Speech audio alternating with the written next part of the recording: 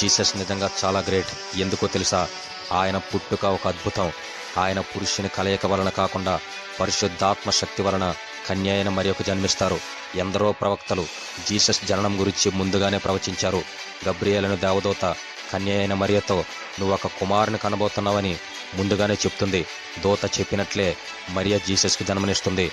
Jesus జన్మించిన వెంటనే ఒక దూత పరలోక సైన్య సమూహంతో కొందరు గొర్రెల కాపర్ల వద్దకు వచ్చి నిలుస్తుంది.